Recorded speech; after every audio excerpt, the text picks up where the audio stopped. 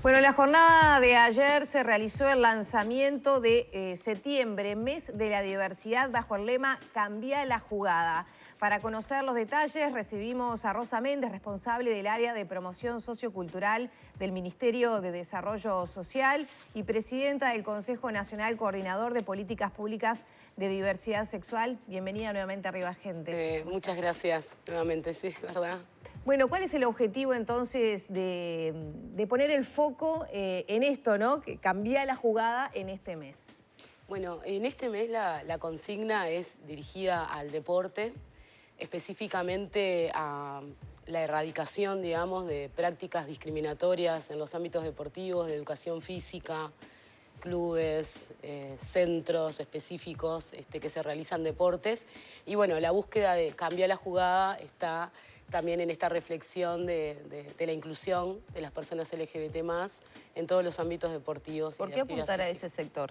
En realidad, apuntar a este sector en esta oportunidad es porque no hay mucha investigación tampoco sobre esto y sabemos que hay situaciones de discriminación, que hay situaciones de violencia que están dirigidas específicamente también a personas LGBT que están dentro del ámbito deportivo, ya sea profesional o amateur, y por otro lado también un llamado a la sociedad a construir espacios deportivos más inclusivos y no discriminatorios. ¿Qué situaciones advierten ustedes que se dan, no sé, en los vestuarios, en la integración de equipos? ¿Es la persona ya quizás se autocensura antes de, o sea, ya decide no practicar determinado deporte? ¿Qué situaciones ven? Bueno, un ejemplo de ello es en el año 2019, el Ministerio de Desarrollo Social junto con la ANEP realizaron una investigación sobre en centros educativos, en educación media, sobre convivencia en el aula. De esa investigación se desprende el dato que un 33% de los jóvenes, obviamente que se identificaban dentro de la población LGBT+, demandaba y manifestaba que se sentían inseguros en los espacios de educación física, de actividad física o de gimnasia, que también es algo como más de uso peyorativo. Y obviamente también en los vestuarios. Entonces, y manifestando principalmente la inseguridad en esos espacios deportivos. Ese es un dato que es alarmante y es un dato muy importante también, que es el único dato realmente que se tiene hoy como diagnóstico y estadístico.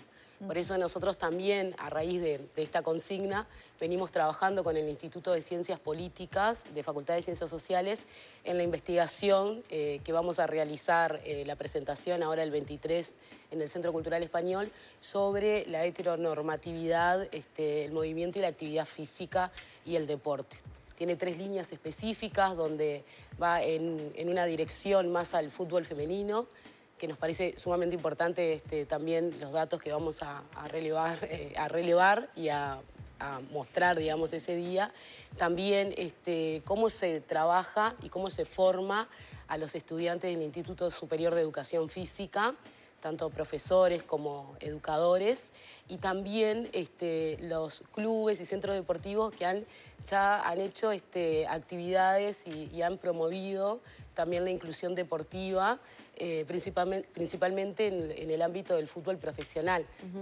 Hay clubes específicos, tanto de la división de primera división como también de segunda división, o también no profesional, que ya han manifestado estar de alguna manera abiertos a espacios no discriminatorios en el fútbol. Rosa, hay varias noticias de estos últimos días que son inevitables poder abordarlas, me parece, en este espacio.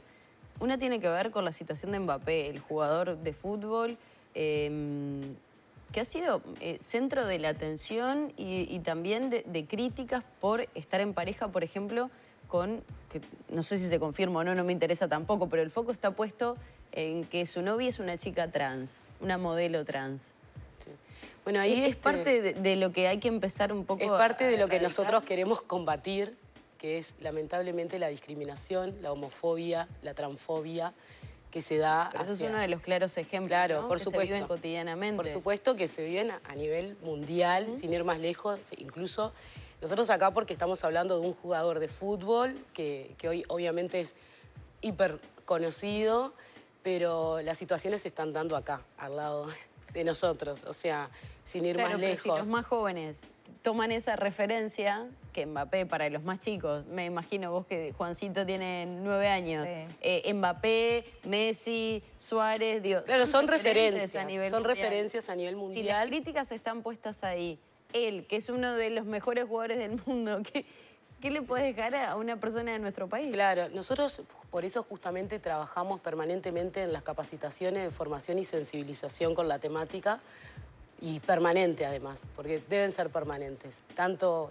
para nosotros en lo que nos compete, en todos los ámbitos de funcionariado público, también en coordinación con la ANEP en centros educativos, que nos parece obviamente sumamente importante, principalmente en jóvenes. Además, se da demanda, no es que nosotros vamos, sino que muchas veces vienen situaciones, y obviamente esa situación como este jugador de fútbol profesional, sin ir más lejos, acá en nuestro país también son situaciones. ¿Y estas capacitaciones a qué apuntan? Porque estamos ahora poniendo, por ejemplo, el ejemplo de Mbappé, una persona conocida que de alguna manera tiene cierto poder, ¿no? Y podemos también utilizarlo como un ejemplo.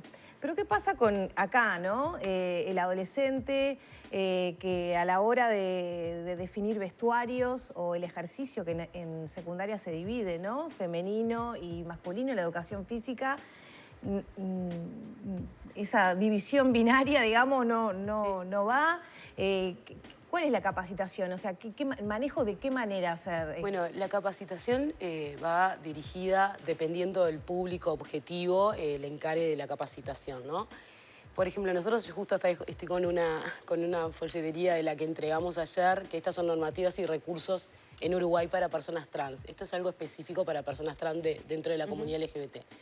En los centros educativos siempre es importante, primero, obviamente, ver las edades de estos jóvenes y a veces también la situación que demandó esa capacitación, ¿no? Muchas veces la demanda de estas capacitaciones se dan por la exclusión de un compañero o una compañera se da una vez que debido... ya se dio la exclusión, el daño a esa persona ya está hecho. Debido, ¿no? sí, obviamente que se trabaja muchísimo y se viene trabajando hace muchísimos años, pero hay un tema también que viene y que parte lamentablemente a veces incluso de las familias y cómo dentro del núcleo familiar también se hablan de estos temas y qué libertad también tienen los jóvenes. A nivel de general, legisladores, porque...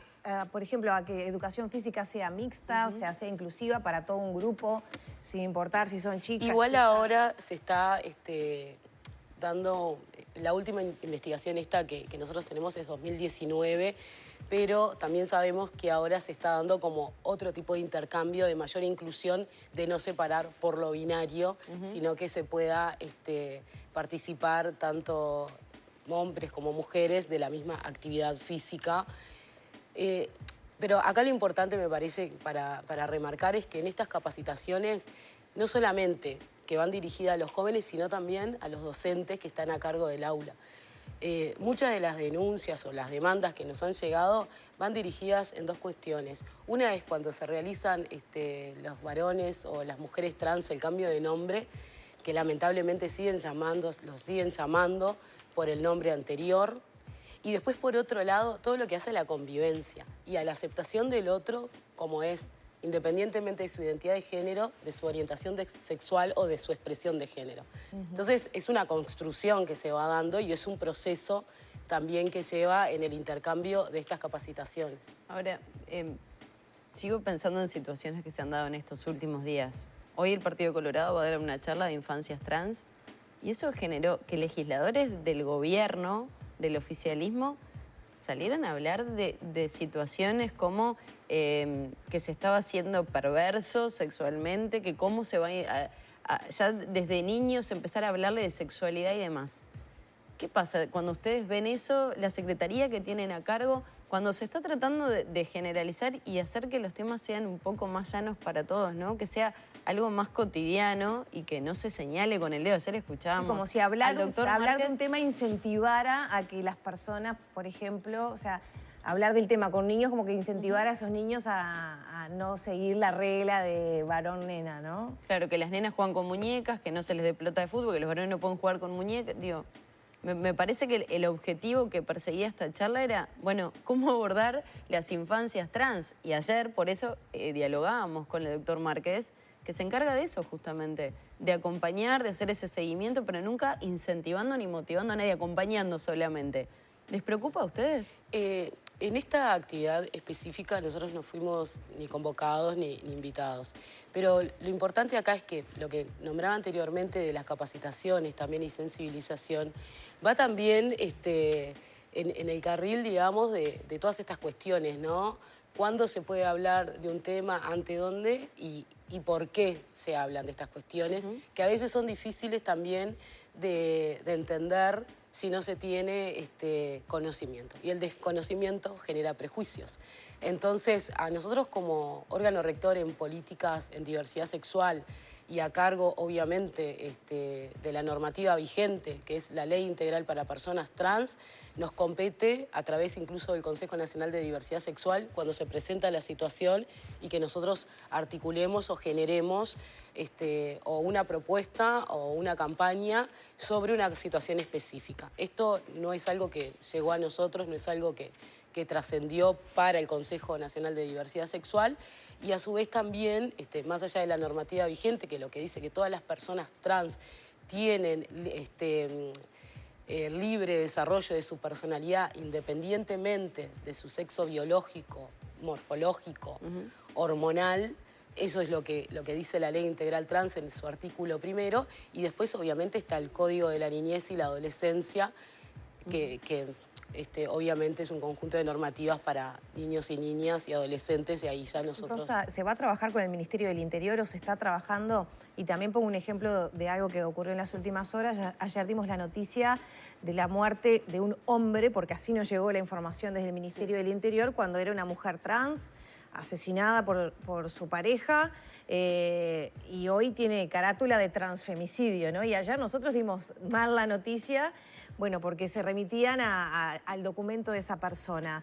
Y aparte se prestaba para el error, porque se decía que era un hombre que había sido asesinado por su pareja. Sí. Entonces creo que automáticamente nuestro cerebro va que podía haber sido una mujer que lo asesinó. Sí. ¿No? Sí. Pasó todo eso ayer. Exacto. Sí. Ayer, justo también cuando estábamos en el lanzamiento del mes de la diversidad, ahí también es que nos comunican y también fueron colegas de ustedes, porque nosotros sinceramente estábamos acá hay dos cuestiones, ¿no? Si bien incluso ya se dio otra situación, que en realidad todavía no existe en Uruguay la figura de transfemicidio, sí especialmente agravado. Sí, hubo condenas por transfemicidio. Claro, el caso de Fania Aguiar. Claro, el caso de Fania en realidad es un caso que se da dentro de la propia figura. La figura de transfemicidio. Sí, en realidad por una situación agravada de su pareja por su identidad de género, trans. En realidad de esa manera se tipificó. Pero todavía no está la figura de transfemicidio, aunque sí está en discusión de este tipo de figura, digamos, del Código del Proceso Penal. Por otro lado, y que no es menor, esta situación a nosotros, o sea, nos enteramos ayer. Obviamente son situaciones muy dolorosas y son situaciones a las que las mujeres trans están expuestas permanentemente, lamentablemente. Nosotros trabajamos sí, en capacitaciones y sensibilización tanto con el Ministerio del Interior como en sus unidades ejecutoras. Hemos hecho capacitaciones al INR, hemos hecho capacitaciones a la unidad de género, también de una nueva dirección, digamos, de género que tiene el Ministerio del Interior. Y venimos trabajando. Obviamente hay un tema acá también de cambio de nombre y de que falta muchísimo todavía en capacitación sobre la identidad de género de las personas y la expresión de género. Claro, evidentemente. Independientemente de su documento de identidad. Porque hubo un comunicado, etcétera. Pero los funcionarios que estuvieron en el lugar debieron haber advertido que se trataba de una persona trans y bueno, y pasaba la información con esa... Sí, lamentablemente ahí tenemos, o sea, volvemos, ¿no? Más capacitación, que sea permanente y obviamente a las personas que están en el primer nivel de atención, directamente con los usuarios o las situaciones que se den de primera mano, que es en ese orden también que nosotros trabajamos en estas capacitaciones. Y obviamente después tenemos algo que es de nuestra propia sociedad, que es que cuesta muchísimo poder entender que si tú ves a una mujer, que esta es una situación obviamente horrible, ¿no? Pero si tú ves una mujer, tú ves una mujer. O sea, más allá de que el documento de identidad aún figure con su nombre anterior. Porque muchas personas trans no se han realizado el cambio de nombre, entonces... En el Ministerio del Interior esa capacitación está en curso, ¿cuántos funcionarios se están capacitando? ¿Cuántas horas? Nosotros ahora el total que tenemos de capacitación en este año llega a casi 480 personas. ¿En el ámbito del Ministerio? No, de diferentes ministerios, pero aproximadamente la capacitación se da... Primero, nosotros damos capacitaciones a nivel de Montevideo y a nivel también de gobiernos departamentales en el interior del país. En este momento, en Montevideo directamente, no hemos tenido una cantidad muy exponencial porque recién vamos 480 capacitaciones, que son 14 instancias de capacitación a nivel nacional. Montevideo, ahora yo no tengo el número específico de las capacitaciones que hemos dado al Ministerio del Interior, pero sí se están dando y están programadas. Tanto en diversidad sexual como en afrodescendencia también. Son capacitaciones que ya están coordinadas, porque son lugares, tanto el Ministerio del Interior como el Ministerio de Salud Pública y el Ministerio de Educación y Cultura y la ANEP, son lugares que siempre se nos está solicitando y que siempre estamos trabajando porque allí es donde... ¿En qué consiste la capacitación? ¿Es una charla de un día, varios días? ¿Cómo es? Depende. Nosotros tenemos el equipo que capacita de nuestra área, del Departamento de Diversidad Sexual, y a su vez también tenemos un equipo por convenio con el Instituto de Ciencias Políticas, con las mismas personas que estamos haciendo la investigación de deporte, de la Facultad de Ciencias Sociales. A veces las capacitaciones pueden ser de 2 a 3 horas y depende también el público objetivo, qué se busca de esa capacitación y a través de... O sea, cuál fue la demanda que llegó específicamente. Por ejemplo, nosotros ahora en este momento en la Escuela Nacional de Funcionarios Públicos estamos dando una capacitación sobre el alcance y la normativa Ley Trans y el ingreso al cupo del 1% al Estado. Y fue una capacitación bastante extensa, que fue más como un curso, digamos, de 4 módulos.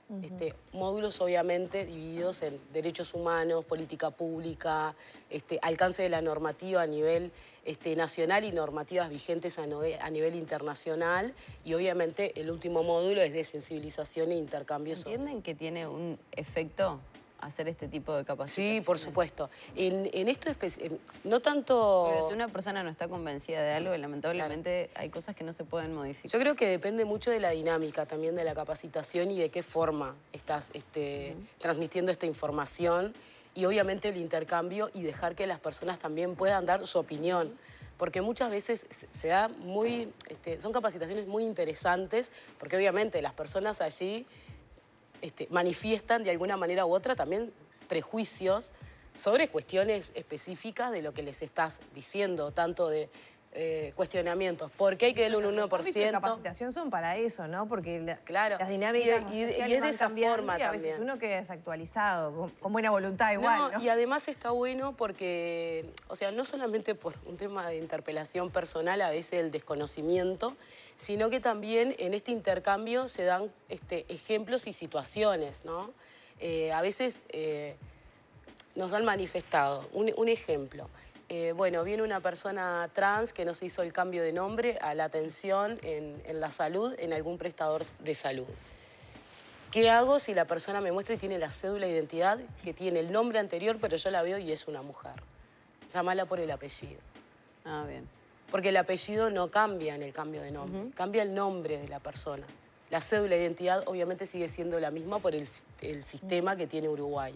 Entonces, hay no solamente hay ejemplos, sino también hay un intercambio, ¿no? Obviamente hay mucha resistencia, hay muchísima resistencia. Claro, y el cambio sociocultural no sea de un día para el otro. Pero quería preguntarte a propósito, ¿hay demoras en el trámite de cambio de identidad? No, en el cambio de nombre y sexo registral tuvo solamente entre enero y febrero, tuvo una demora.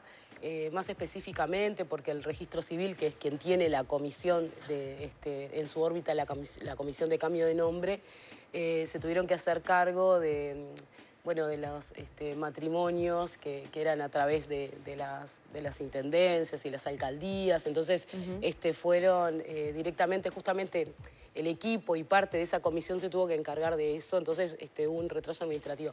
Pero hoy está funcionando muy bien, incluso hay un número bastante importante de aproximadamente, el año pasado llegaron a 294 cambios de nombre y este año, en este primer semestre, ya habían aprobado unos 27, pero unas 200 y algo solicitudes que también están en proceso. Tienen igual 30 días hábiles para expedirse y realizar la entrevista a la persona, así que no, nos van bien. Bien. Muchas gracias, Rosa. Bueno, gracias a ustedes. Cerramos por aquí la charla, ya son las 9 de la mañana, 40 minutos. Sigue Maggie.